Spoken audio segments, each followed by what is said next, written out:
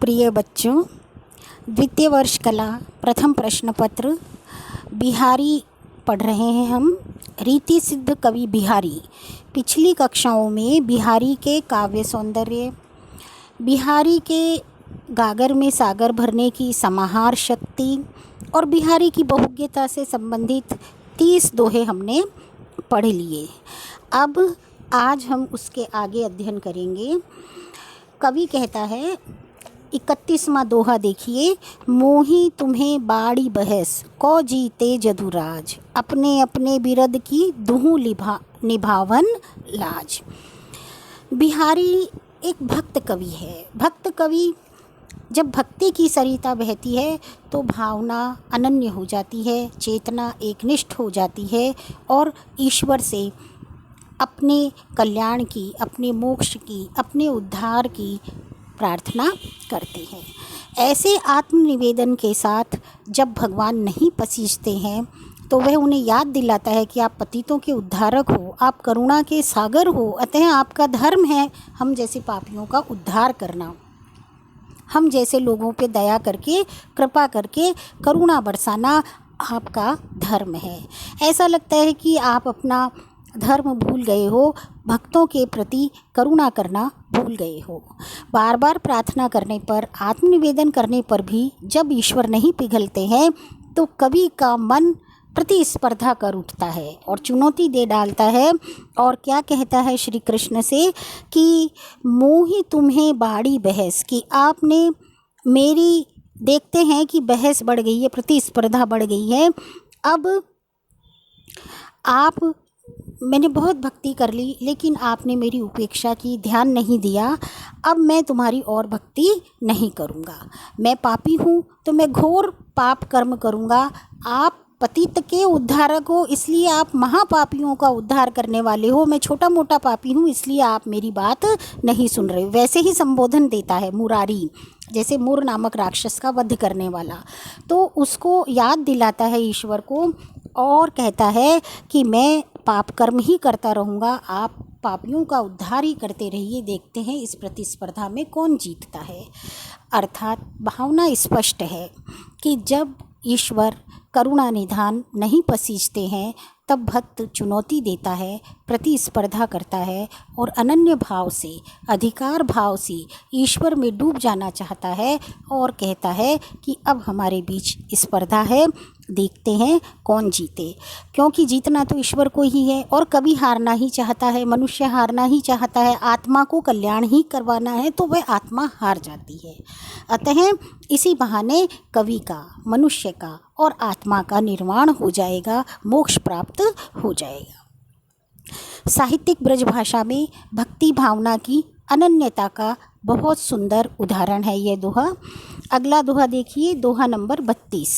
समय पलट पलटे प्रकृति, कौन तजे निज चाल, भौं अकरुण करुणा करो, इही कुपूत कलिकाल। कि समय के साथ साथ परिवर्तन आवश्यक है और परिवर्तन प्रगति की सूचक है। जहाँ परिवर्तन नहीं होता वहाँ प्रगति या तरक्की और उन्नति भी नहीं होती, ये शाश्वत सत्य है। इस शाश्वत सत्य की अभिव्यक्ति अपने शब्दों में अनूठे काव्य सौंदर्य के साथ करते हुए कवि बिहारी कहते हैं कि नित्य नवीन परिवर्तन के साथ साथ आप भी लगता है बदल गए हो। पहले भी एक ऐसा दोहा आया है जिसमें बिहारी कवि कहते हैं, ऐसा लगता है कि हे जगत गुरु, आपको जग बाय संसार की हवा लग गई है, आप भी आजकल के नायकों की तरह हो गए हैं और ध्यान देने की आदत को छोड़ बैठे हैं। यहाँ पर वही भाव की पुनरावृत्ति करते हुए, नूतन शब्दों में अभिव्यक्ति करते हुए कवि कहता है कि प्रकृति का नियम है नित्य परिवर्तित होना। समय बदल जाने पर अपने रंग रूप और आकार प्रकार को बदल लेती है प्रकृति। फिर मनुष्य की तो क्या बिसात है, वह तो प्रकृति के साथ ही चलता है, अर्थात उसका बदल जाना स्वाभाविक है। जब ये शाश्वत सत्य है कि समय के चाल के साथ सब चीज़ें बदल जाती है, तब मनुष्य का बदलना भी बहुत नैसर्गिक है। ऐसे में प्रकृति के परिवर्तन के प्रभाव के कारण तुमने भी भक्तों को मोक्ष की गति देने का अपना प्रण, अपना संकल्प, अपना यश छोड़ दिया है। अब आश्चर्य इस बात का है कि तुम कैसे बदल गए, क्योंकि भगवान को तो नहीं बदलना है। हे करुणा के स्वामी, मुझ जैसे सांसारिक प्राणी पर अपनी करुणा करो और मुझे सद्गति दो, मुझे मोक्ष दो। मनुष्य मोक्ष का लालची है और भक्ति का प्रताप भी यही होता है कि उसे मोक्ष मिल जाए। यदि ऐसा न होता तो मानव भक्ति करता ही क्यों, सांसारिकता त्यागता ही क्यों। हर चीज़ का फल, हर चीज़ का परिणाम उसे प्राप्त होता है तो उसकी लालसा बढ़ती है और वह भक्ति के सागर में गहरे डूबता चला जाता है।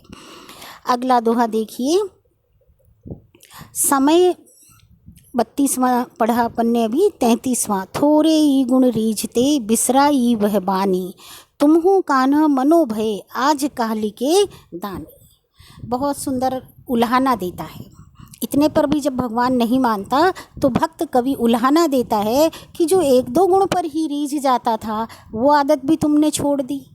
अब मेरे पास 1000 गुण तो है नहीं, हूँ तो अवगुण की खान, मैं तो अवगुणों की खान हूँ, पापी हूँ। अब तुमने अपना ये आकार, अपना ये स्वभाव क्यों छोड़ दिया है। थोड़ी सी भक्ति भावना पर रीझ जाने वाले ईश्वर, जो आप मानव का कल्याण कर देते थे, हे कृष्ण अब तुम अपनी मर्यादा भूल गए हो।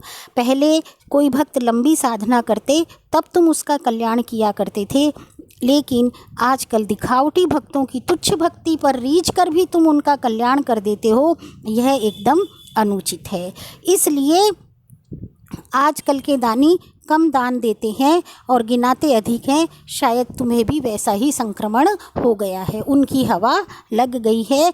इसलिए आप मेरा शीघ्र उद्धार करो, क्योंकि मुझ में दूसरे भक्तों की अपेक्षा अधिक गुण है, अधिक भक्ति है। अपनी भक्ति के विरध का गान करते हुए कवि बिहारी कहता है कि मैं शुद्ध परम पुनित भक्ति कर रहा हूँ, दूसरों से अधिक भक्ति कर रहा हूँ, तो तुम तो कम भक्ति करने वाले पापियों के उद्धार में ही लगे हो। मैं तो पापों की खान हूँ, अवगुणों की खान हूँ, मेरा उद्धार करना आपका परम दायित्व है। बड़े अधिकार के भाव से पौराणिक अंतरकथाओं के माध्यम से अर्थ को गंभीरता देते हुए भावानुकूल शब्दों के प्रयोग के साथ कवि बिहारी ने इस दोहे में अपनी अभिव्यंजना की है।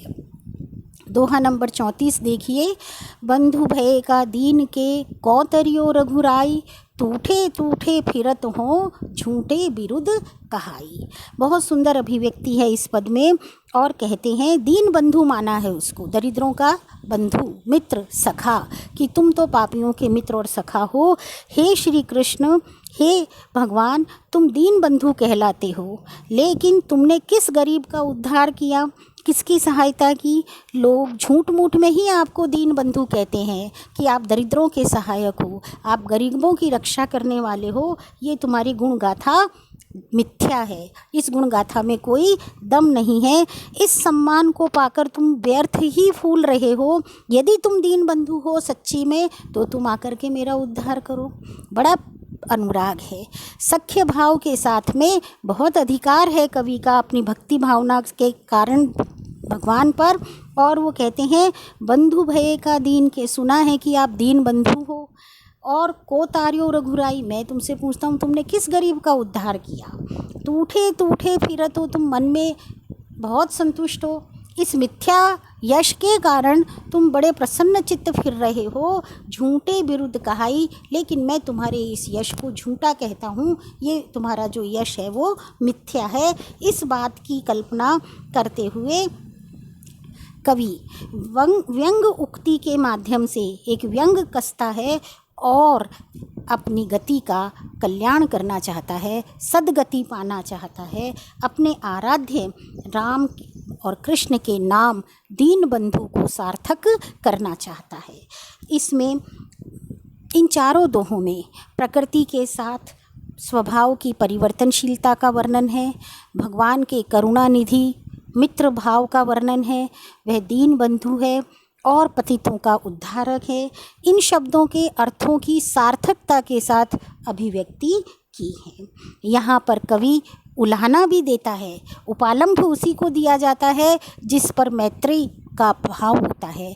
तो यहाँ पर कवि की मैत्री भाव भी है, साहित्यिक ब्रज भाषा है, व्यंग है, इसलिए वक्र उक्ति का प्रयोग किया गया है। वक्रोक्ति अलंकार है और सब प्रसाद गुण के साथ साथ सौंदर्य सुषमा भी इन चारों दोहों में हमें नज़र आती है। उत्प्रेक्षा अलंकार के साथ साथ भावों के अनुरूप सार्थक लोकोक्तियों के प्रयोग से कविवर बिहारी ने कल्पना की समाहार शक्ति के साथ चमत्कार मूलक अर्थ की सृष्टि की है। हमने ये 4 दोहे पढ़ लिए हैं। इन चारों दोहों का सप्रसंग आप व्याख्या करिए, पुस्तक में लिखिए, अपनी अभ्यास पुस्तिका में पहले प्रसंग लिखिए, व्याख्या में अर्थ लिखिए और फिर विशेषताओं में विशेषताएं लिखिए।